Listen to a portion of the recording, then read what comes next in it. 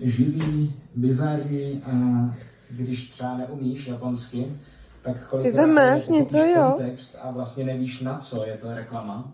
A co je ještě takový zajímavý, mi přijde, že pro nás je úplně takový fascinující, že v některých se objevily západní hvězdy, jako třeba Arnold Schwarzenegger a nevím, jestli třeba i Sylvester Stallone, ale tady ty jako áčkoví herci.